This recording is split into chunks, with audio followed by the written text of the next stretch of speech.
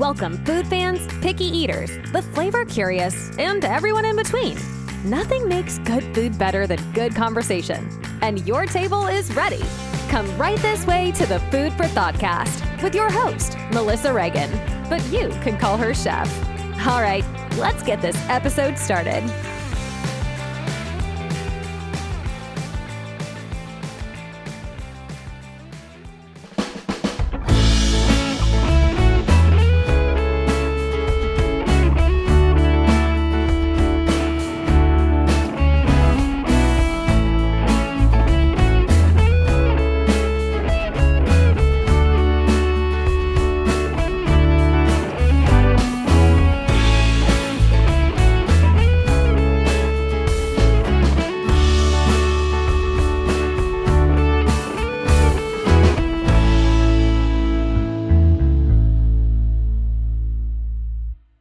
Hi everyone, my name is Melissa and I'm a chef.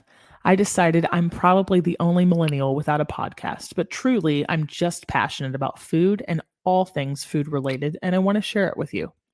I've been in the restaurant industry for quite a while, and needless to say, I've picked up a few tips and tricks along the way. Whether it was a technique that I was forced to learn as a cocky 20-something when I was convinced that I already knew it all, or whether it was something that I picked up from an incredibly generous mentor along the way, I just want to pass it on to you. We're just talking about food today. So I'm going to take a deep dive on what makes food taste good. We might as well put all the food nerd cards out on the table right now because I'm a big believer in holding nothing back, and the same goes for food. The easiest way you can get to know me is through a really entertaining and true story. So here we go. One afternoon, I was doing a working interview for a small restaurant where we had a couple of large steam-jacketed kettles. The year was 2008 and the city was Austin, Texas. Do you know what steam-jacketed kettles are? They're kind of like giant soup or stock pots. They have a large lever-looking handle on one side.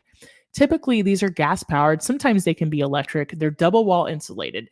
Think of it like a giant Yeti cup.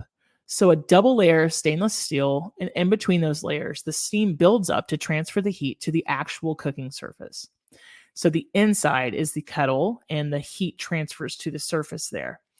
They sit on a hinge system, and you can easily unlock that hinge, and you can use the lever on the side to tilt them down.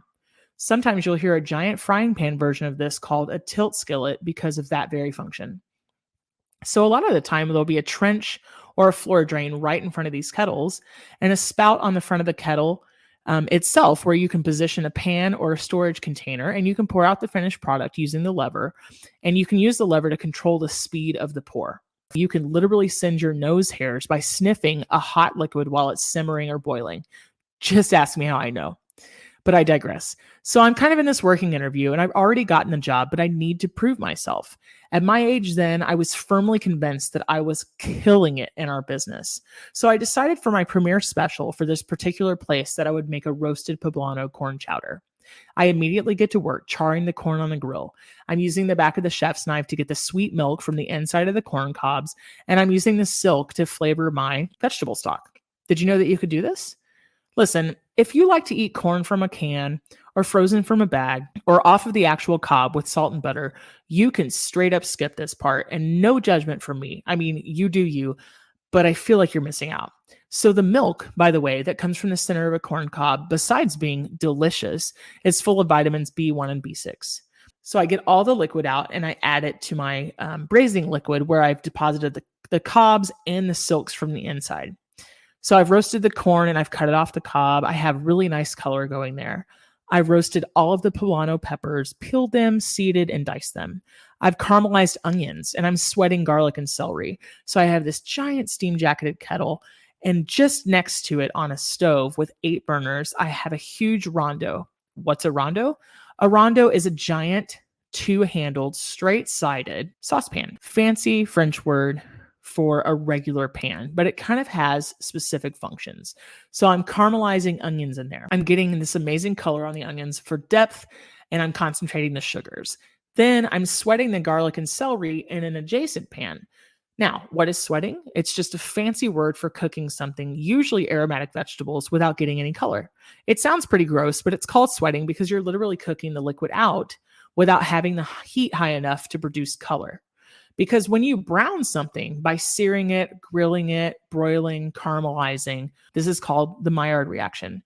The Maillard reaction is a chemical reaction between amino acids and sugars that gives brown food its distinctive flavor, and it's named after L.C. Maillard. You thought you were just hearing a fun story about a working job interview, but now you're a food scientist by proxy. This is one of the biggest ways to add flavor to your food at home, and I think it's one of the most overlooked, at least in my experience, by home cooks. You cannot be afraid to really get a nice crust on a piece of chicken or another piece of meat or even your roasted vegetables because color equals flavor. Don't be afraid. Oil is hot, searing is loud. Sometimes it's scary if you're a beginner, but believe me, it is really a game changer to take a moment and nicely sear whatever protein you're using. It adds flavor and depth and texture and color and nuance. All of those things that you can't quite put your finger on. Sometimes we can't figure out why when we eat the same dish in a restaurant that we can easily reproduce at home, it just doesn't taste the same, as something's missing. It's because a chef has typically taken the time to develop the depth and the nuances in dishes. So if you're throwing raw meat into a crock pot or an oven or even a soup pot without taking the time to develop those flavors, I won't say you're doing it wrong, but you're definitely missing out. So I'm sure at this point, you've come pretty far in this premiere episode of my podcast, and you're thinking to yourself, why in the world is she telling us this story? Well, there's a couple of reasons. One of the goals for this podcast is to introduce myself and get my name out there. It's not so that I can become famous. It's just so that I can build a relationship with a new group of people, perhaps educate, but mostly entertain. I also want to bring awareness to tips and tricks that you can use at home to elevate your cooking, maybe some industry secrets on what they do in the kitchen that makes them special. I also want to highlight places to visit, maybe products to try, and human interest stories based on food. Because like you heard in the intro, I really believe that nothing makes good food better than good conversation with good people. So this story is to give you a little bit of an insight into who I am and where I come from.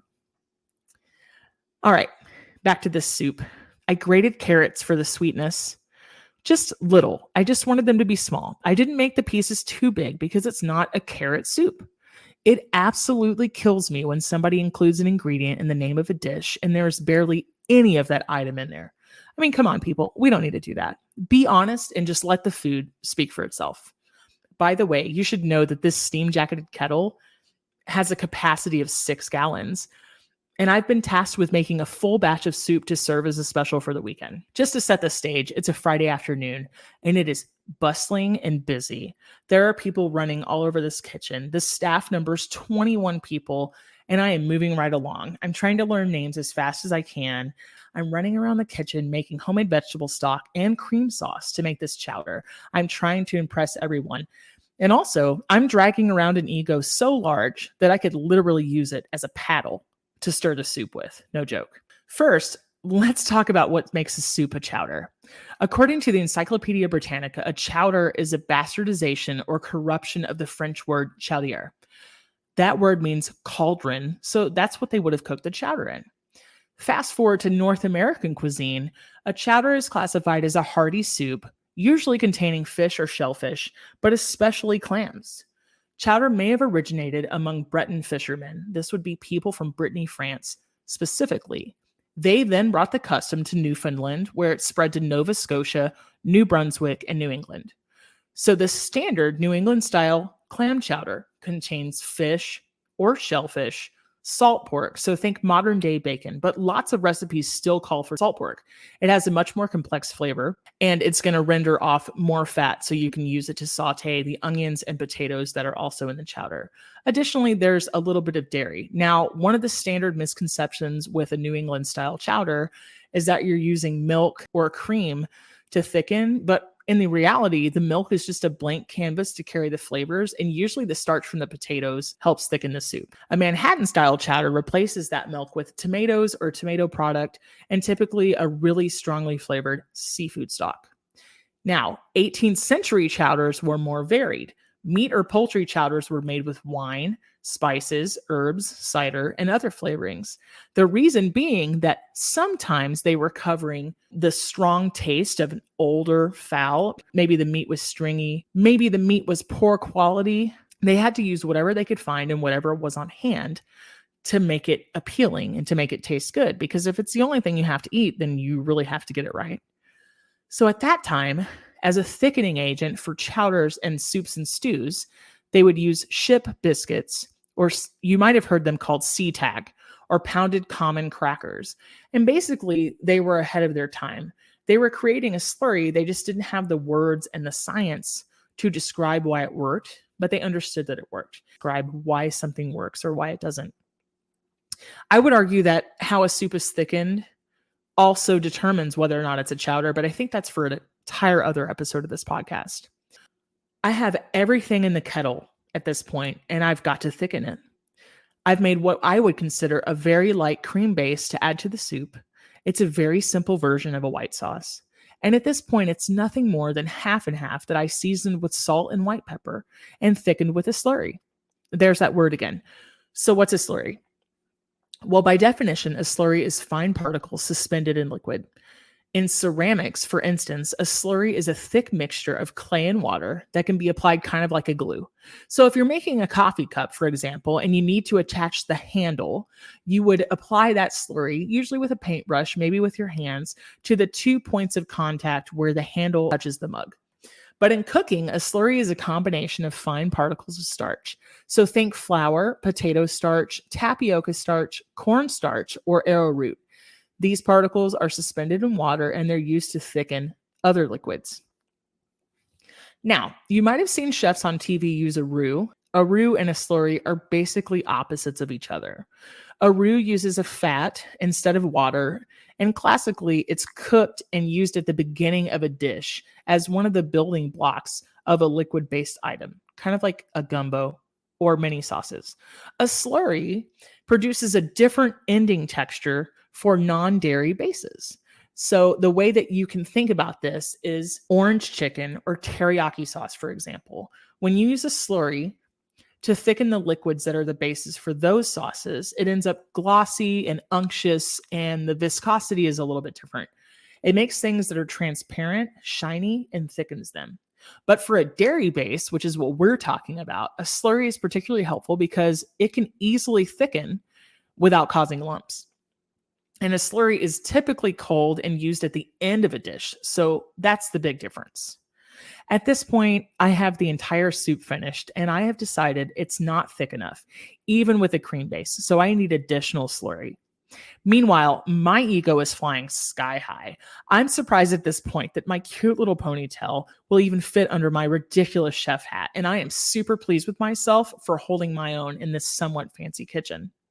So I reach for the cornstarch, because from a science standpoint, it possesses twice the thickening power of flour due to the molecular structure of the starch itself, and because of the fact that it's a pure starch. Whereas flour, on the other hand, has protein, fat, starch, and even a tiny amount of sugar. A, this means it takes it longer to thicken. B, it takes it longer to get the flour taste out of the finished product. And C, at the time, this meant that I could keep the soup gluten-free. So at this time in 2008, something being gluten-free was an ultimate goal on many of foodies' wish list, just when gluten-free was entering the cultural consciousness for the first time around. Now, just a quick side note, I completely understand that some people medically require a gluten-free diet. So this is not in any way throwing shade. Please don't come for me. But at this time, it was still a buzzword. Sometimes it is still a buzzword now. I reached for this standard industry blue and white box that has the cornstarch in it, and I dumped nearly a half a pound of it into a stainless steel mixing bowl, and I mix it with cold water using a whisk. And by the way, you really need a whisk or a fork when you choose this as your thickening method, because the tines of both of those utensils will help disperse the particles throughout the water. And the more evenly that you suspend them in whatever liquid you're using, either water or a remnant of the actual cooking liquid, a little portion of the actual finished product, the more evenly you disperse them, the better chance you have of not creating lumps. So I pour in this fairly large mixture, and I would say that this slurry is at least 3 quarts or maybe a gallon altogether. I need you to understand, the stakes are high. This is a massive amount of soup. If you aren't a measurements person, or if you've never cooked anything in bulk, here's a visual reference. Those orange buckets at Home Depot hold 5 gallons. That's a lot of soup. Typically, this is a pretty good sign. When you're using a cornstarch slurry, this is usually what happens. The mixture comes up to a boil, which is what is required to reach cornstarch's full thickening power. And I'm starting to think, oh my gosh, I'm amazing. Look how fast this happened.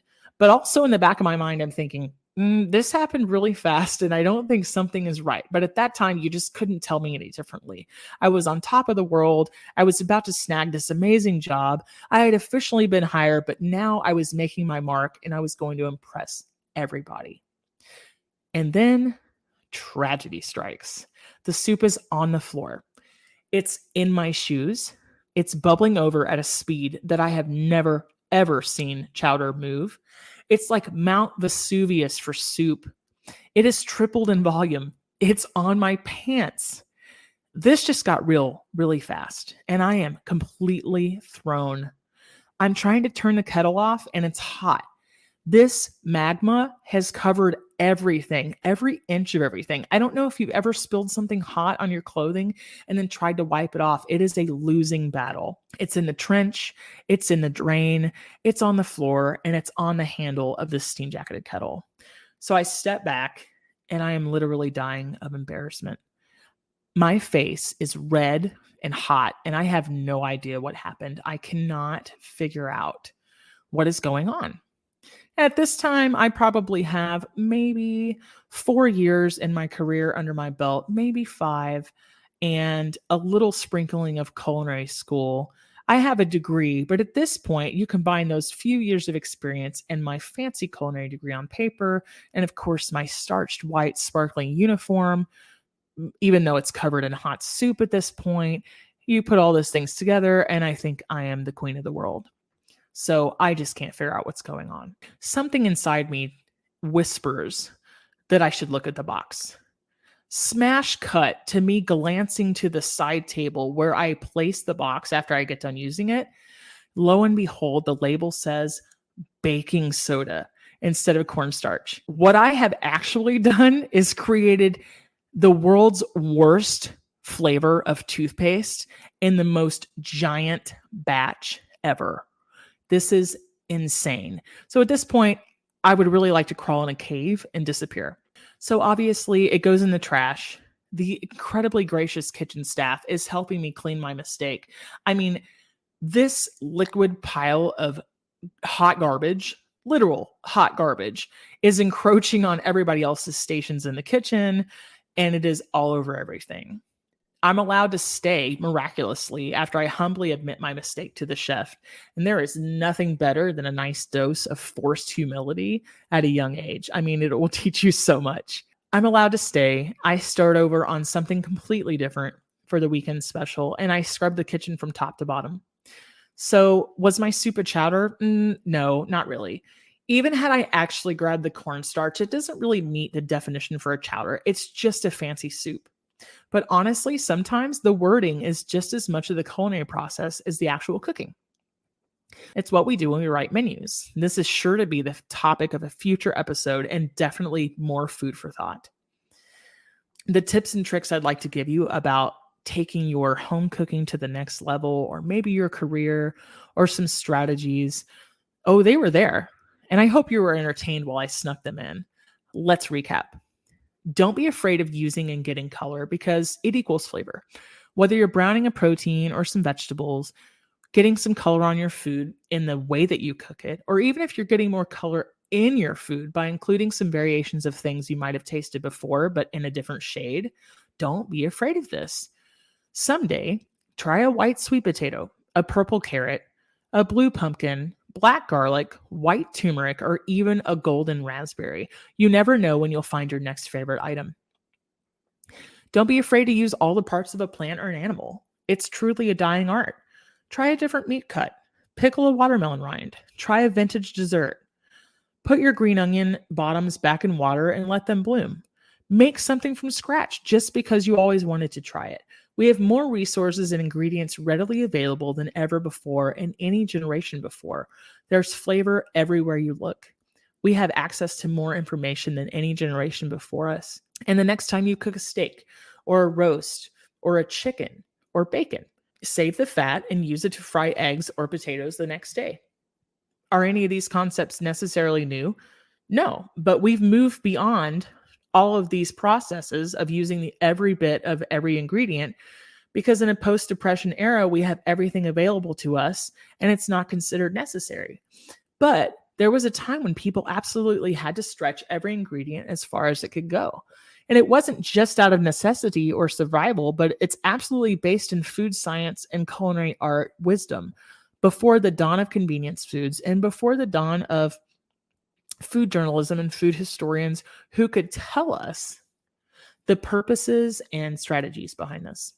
So, in an age of supply chain issues and shortages and recalls, it's especially useful to learn how to make a few simple things from scratch that won't leave behind any waste, such as bread, butter, fermented vegetables, maybe your own pickles, your own juice, or broths and stocks.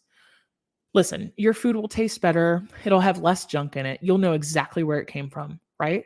And you'll have the satisfaction of making it yourself. And if you're totally frustrated or angry by the end of the process, here's the thing. You tried something new. You possibly saved a few dollars. Maybe you learned something and you live to tell the tale. Don't be afraid to learn a new technique either. Maybe you've heard of sweating or sauteing, or maybe you haven't. Are you the king or queen of the air fryer or the crock pot? I love my crock pot. I work tons of hours. My crock pot is a lifesaver, and there's nothing wrong with these. However, all these technologies are just automations based on classic techniques like braising and roasting. And sometimes the simplest way is really the tastiest way. You'll have to break some eggs to make an omelet. Pun completely intended. The puns are always intended. But just like the saying goes, you'll have to break some eggs to make an omelet. So don't be afraid to fail. This is where you'll step out of your comfort zone and maybe discover your next favorite dish. Who knows? Maybe you'll stumble upon your next specialty. I have burned a million things in my time. Any chef who tells you they haven't made mistakes or had dishes not turn out the way they thought is just not being honest with you. So don't be intimidated. You can do it. Make sure you're using the right tool for the job. Today, it's so easy to look at some of these crazy TikTok videos or Facebook Reels where they're all of a sudden discovering a new use for something as simple as, let's say, a mason jar. Listen, we don't have to reinvent the wheel. Just because you're using something in a different way, if that different way doesn't make sense or it goes against the reason that a specific tool was designed, it's not a hack. It just makes you a hack. And yeah, I said what I said. Sometimes a tool has a specific use, and that's okay. They are designed that way for a reason. There is absolute science in the way that knives are shaped, the specific pots and pans that we use, and the right cooking methods for different kinds of food or cuts of meat. Last but not least, make sure you have all the right ingredients before you get started. And hey, I've made all the big mistakes so that you don't have to. I'm Melissa, and that was the Food for ThoughtCast. Just remember, you can always call me Chef. That's a wrap for today. Until the next episode of the Food for ThoughtCast, make good food, eat good food, share it, and be kind to one another. Thanks so much for listening today. You are part of what makes us special, and we are so glad you joined us. Don't forget to rate, subscribe, and leave a review. Just like food, delicious podcasts are better when you share them with others. Come back for seconds wherever podcasts are served, and we'll catch you in the next episode of the Food for ThoughtCast.